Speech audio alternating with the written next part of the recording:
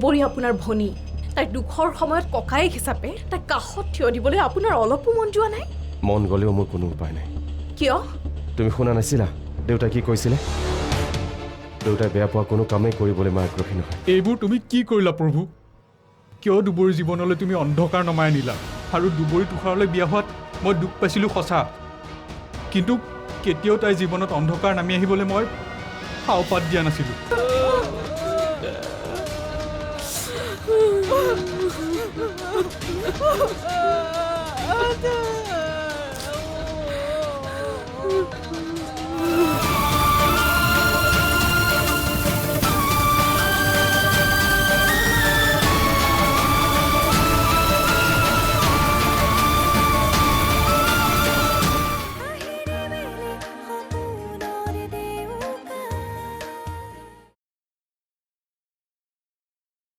মা ক'ত? অহা নাই যে? মাতি আহিছো। পানী দিয়াচোন।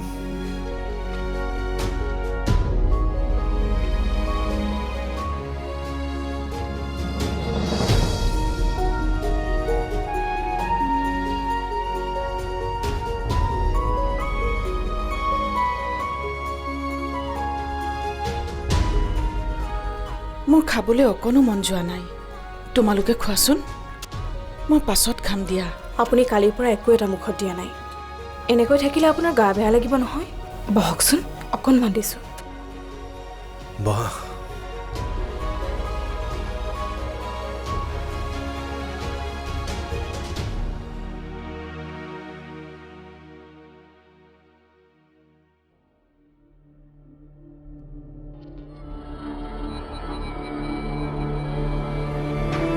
তুমি?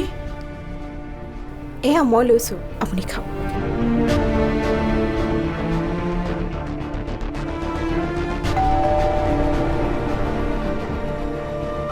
আপুনি খাওকচোন, মই চাই আহিছোঁ।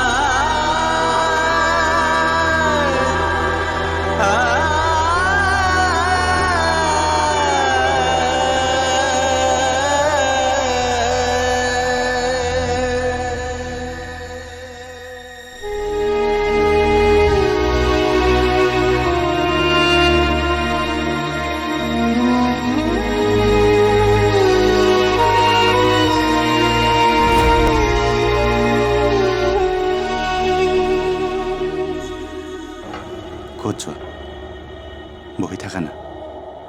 নিহাৰিকাই শিকাই থৈ গৈছে, আজি ৰাতিটো কিবা কিবি নিয়ম আছে। হ'ব, সেইবোৰ তুমি পাছত কৰিবা। তুমি নাজানা, তুমি এনেদৰে বহি থাকোঁতে তোমাক কিমান ধুনীয়া লাগিছে। সঁচাকৈ মোৰ জীৱনৰ বাবে তোমাক আপোন কৰি মই কিমান সুখী বুজাব নোৱাৰোঁ। কি হ'ল, লাজ লাগিছে নে ভয়? তোমালৈ আকৌ মই ভয় কিয় কৰিম? অৱশ্যে অকণমান লাজ নলগা নহয়। সেইবাবে তোমাক ইমান ধুনীয়া লাগিছে।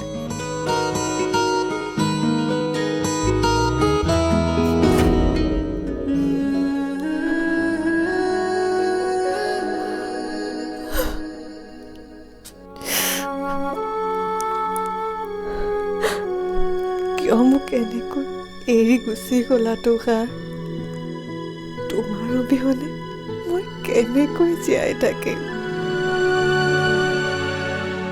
মই বুজিছোঁ, মই হঠাৎ এনেকৈ আহিবলগীয়া হোৱাত আপোনালোক নিশ্চয় আচৰিত হৈছে।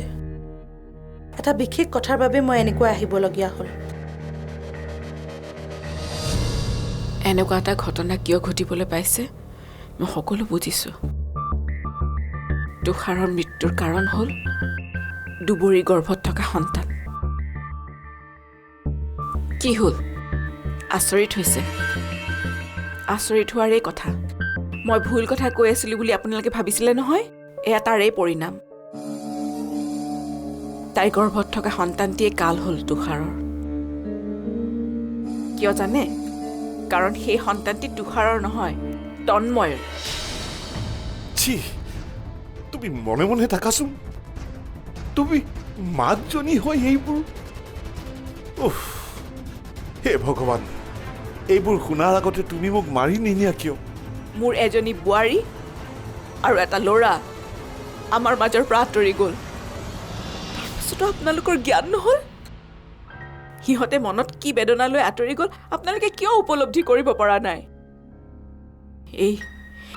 এইখন ঘৰলৈ কাল হৈ আহিছে মোৰ মৰমৰ ঘৰখন তাই এফালৰ পৰা খাই শেষ কৰি গৈছে আৰু মই চাই থকাৰ বাহিৰে একো কৰিব পৰা নাই কাৰণ ঘৰখনৰ এটা মানুহো মোৰ লগত নাই তাইক মই ঘৰত ৰাখিবলৈ বাধ্য নহ'লে মোক সমাজে দুখিব ইমানখিনি জনাৰ পাছতো মই এই ছোৱালীজনী কেনেকৈ সহ্য কৰি কওকচোন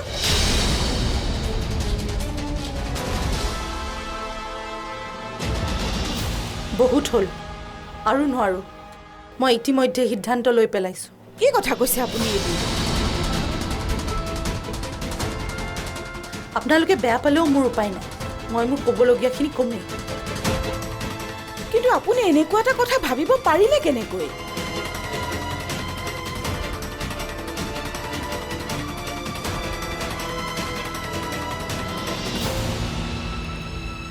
কাৰ মৃত্যু কেতিয়া আহে একো ধৰিবই নোৱাৰি চাওকচোন তুষাৰৰ দৰে ডেকা ল'ৰা এটা কেনেকৈ আমাৰ মাজৰ পৰা যাওঁ বুলি আঁতৰি গুচি গ'ল কথাটো ভাবিলে মোৰ কিবা বুকুখন একেবাৰে বিষাই আহে বেয়াটো লাগিবই দিয়াচোন মোৰ পিছে দুবৰীজনীলৈহে বেছিকৈ বেয়া লাগে ইমান কম বয়সতে ছোৱালীজনী বিধৱা হ'বলগীয়া মোৰ কিন্তু তাইলৈ অকণো বেয়া নালাগে আচলতে তাৰ অপকৰ্মৰ বাবেহে সি মনে মৰিব লগা হয় তেনেকৈনো কিয় কৈছে বাইদেউ নেপায় মোৰ মতে কোনো কাৰো মৃত্যুৰ কাৰণ হ'ব নোৱাৰে তুমি তাইৰ আচল কথাটো নজনাৰ বাবেহে তেনেকৈ কৈছা কি আচল কথা তাইৰ গৰ্ভত থকা সন্তানটো বোলে তুষাৰৰ নহয় কি সেইটো আকৌ কেনেকৈ সম্ভৱ তাইৰ চৰিত্ৰ যিটো সকলো সম্ভৱ ভালকৈ বুজাই কওকচোন তুষাৰৰ নহয় যদি সন্তানটো কাৰ সন্তান তোমাক কোৱা প্ৰয়োজন বুলিহে কৈছোঁ আনৰ আগত নক'বা কাৰণ তোমালোকৰ লগত সিহঁতৰ এটা সম্পৰ্ক হোৱাৰ কথা আছে কি কথা বাইদেউ সোনকালে কওকচোন মোৰ এতিয়া আপোনাৰ কথাটো শুনি ভয়হে লাগিছে ভয় লাগিবৰে কথা সেই সন্তানটো বোলে তন্ময়ৰ বাইদেউ আপুনি এইবোৰ কি কথা কৈছে যি কৈছোঁ সঁচা কথাই কৈছোঁ অনুমান কৰি কথাবোৰ নক'বচোন বাইদেউ ঘৰৰ মানুহৰ কাণত পৰিলে বিপদ হ'ব মই অনুমানত কথা কোৱা মানুহ নহয় বুজিছা 100% সঁচা কথা নাই দেই মোৰ কিন্তু কথাটো অলপো বিশ্বাস হোৱা নাই মোৰ মতে তন্ময় কেতিয়াও তেনেকুৱা ল'ৰা নহয় আজিকালি সকলো ওলোটা ভাল বুলি ভবাবোৰেই কাল হয় তন্ময়ক সেইবোৰ কথা জানিহে ঘৈণীয়েকজনী মৰিল বাৰু তুমিয়ে কোৱাচোন তাই প্ৰেগনেণ্ট ডাক্তৰৰ ওচৰলৈ কাৰ লগত যাব লাগে হাজবেণ্ডৰ লগতে যাব লাগে কিন্তু কথা সেইটোৱেই তাই কিন্তু তুষাৰৰ লগত ডাক্তৰৰ ওচৰলৈ যোৱা নাই তন্ময়ৰ লগত গৈছে কিয় জানো মই একো ধৰিবই পৰা নাই বাৰু বাইদেউ এতিয়া গৈ থাকোঁ দিয়ক বহুত দেৰি হ'ল ব'লা ব'লা পিছে কথাবোৰ চিন্তা কৰি চাবা মৈত্ৰীৰ জীৱনৰ কথা আছে কিন্তু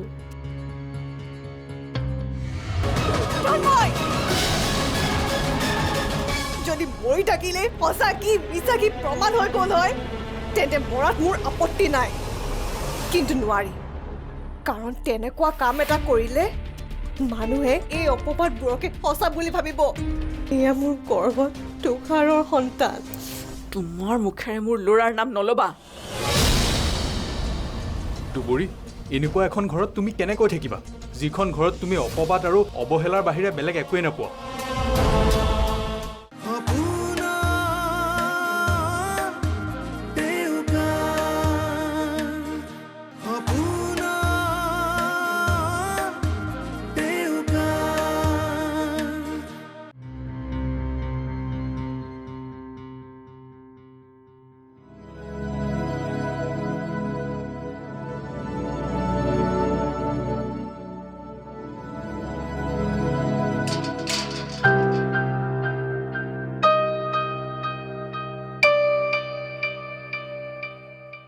পেহী আহিলা ইমান দেৰি হ'ল যে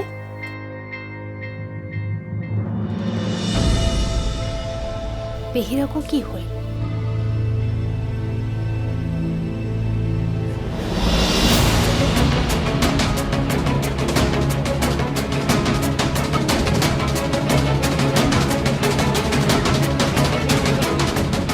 ডাঙৰ এটা অপবাদ পোৱাৰ পিছত এতিয়া থাকি কি কৰিম?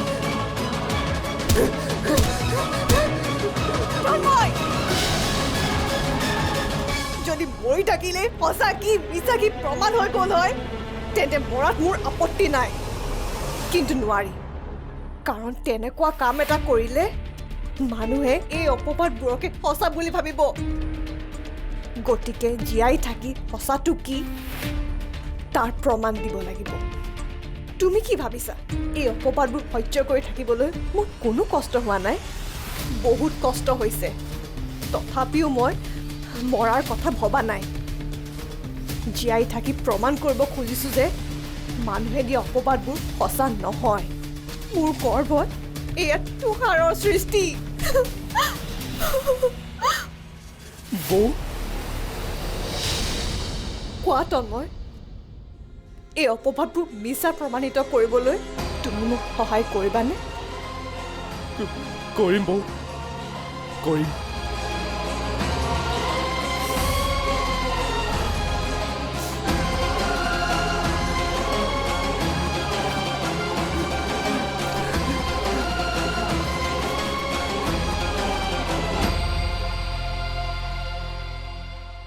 খুৰী, কিয় আহিছা তুমি? খবৰ এটা কৰি যাওঁ বুলি আহিলোঁ। খবৰ ল'বলৈ? কাৰ খবৰ ল'বলৈ আহিছা? মানে দুবৰীৰ। হ'ব, তোমাক দেখিয়ে মই গম পাইছোঁ তুমি কাৰ খবৰ ল'বলৈ আহিছা। আৰু মোৰ ল'ৰা হেৰাই গ'ল যদিও তাইৰ খবৰ লোৱা মানুহৰ অভাৱ হোৱা নাইতো। খুৰী, আপুনি এইবোৰ সঁচা কথা কৈছোঁ, কিন্তু এনেকৈ সঁচা কথাবোৰ শুনিবলৈ অপ্ৰিয় হয়। যি দেখিছোঁ তাইৰ গৰ্ভত থকা সন্তানটো মই যাৰ বুলি ভাবিছিলোঁ তাৰ নহ'বও পাৰে। সেই সন্তান মা, মই আপোনাৰ ভৰিত ধৰিছোঁ, প্লিজ তেনেকুৱা কথা আকৌ নক'ব। কিয়? শুনিবলৈ ভাল লগা নাই? মই কোৱা কথাবোৰ শুনিবলৈ বেয়া, আৰু তুমি যিবোৰ কৰি আছা সেইবোৰ ভাল? মা, মই এনেকুৱা কি কৰিলোঁ যে আপুনি মোক এনেকুৱা মিছা অপবাদবোৰ দি আছে? নিজক সুধি চোৱা তুমি কি কৰিছা। তুমি আহি মোৰ মৰমৰ ঘৰখন শেষ কৰি দিলা। তোমাৰ কাৰণে মই মোৰ ল'ৰা হেৰুৱালো, বোৱাৰী হেৰুৱালো। মা, মনে মনে থাকা। মোক চিঞৰি কথা কোৱাৰ অধিকাৰ তোমাৰ নাই। ঘিণ কৰোঁ মই তোমাক। আনৰ সন্তান গৰ্ভত লৈ এইখন ঘৰত থাকিব নোৱাৰা। মা, মোক বিশ্বাস কৰক, এয়া মোৰ গৰ্ভত তুষাৰৰ সন্তান। তোমাৰ মুখেৰে মোৰ ল'ৰাৰ নাম নল'বা।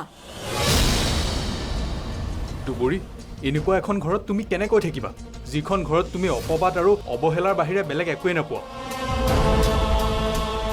কথাবোৰ অলপ ভালকৈ ভাবি চাবা আৰু কি সিদ্ধান্ত লোৱা মোক জনাবা। ইমানকৈ কান্দি দেখুৱাব নালাগে। তোমাক সহায় কৰা মানুহৰতো অভাৱ নাই। সিটো তোমাক লগত লৈ যাম বুলি কৈছিলে। তুমি গুচি যোৱাই ভাল হ'ব, তোমাৰ কাৰণে আৰু আমাৰ এই ঘৰখনৰ কাৰণে।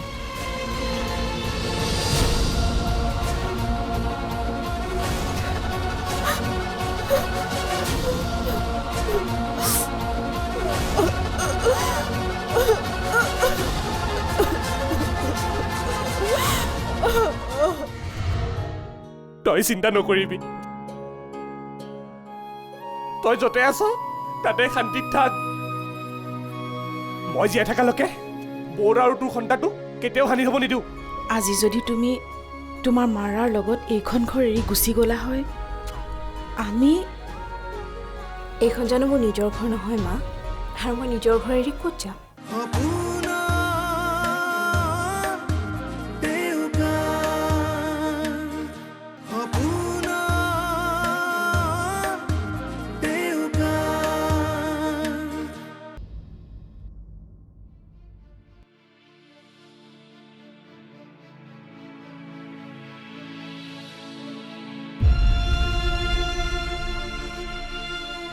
দাদা,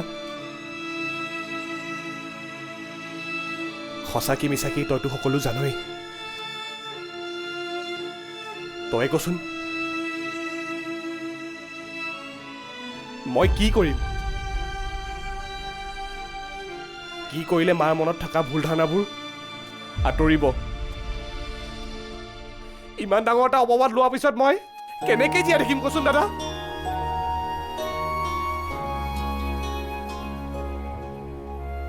তই এনেকে আমাক এৰি গুচি যাব নালাগিছিল। আনৰ কথা নহলেও বৰ কথা ভাবিব লাগিছিল। তই চিন্তা নকৰিবি, তই য'তে আছ তাতে শান্তিত থাক। মই জীয়াই থকালৈকে বৌৰ আৰু তোৰ সন্তানটোক কেতিয়াও হানি হ'ব নিদিওঁ। যিমানে কষ্ট নহওক মই সিহঁতৰ লগ কেতিয়াও নেৰো। মোৰ ওপৰত তই বিচাৰ ৰাখ দাদা, আৰু দূৰৰ পৰা তই সদায় মোক সাহস দিবি।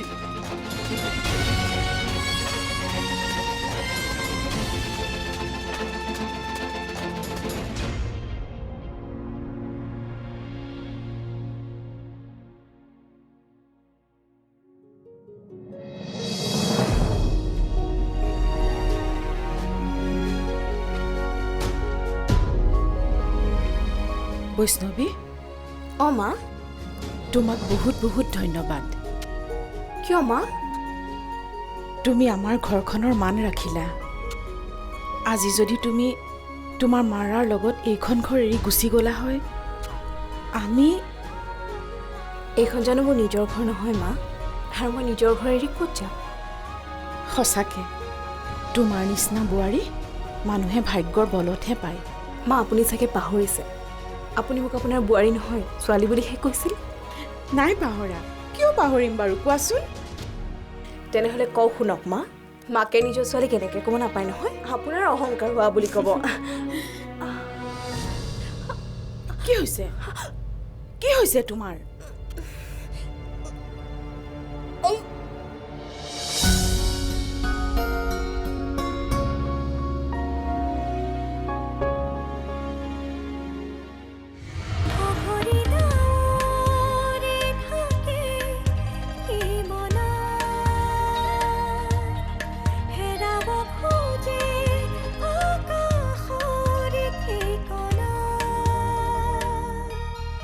ভাঙে পক্ষী মন হতেনো আপোন বিচৰাহে পাহে অত দিনে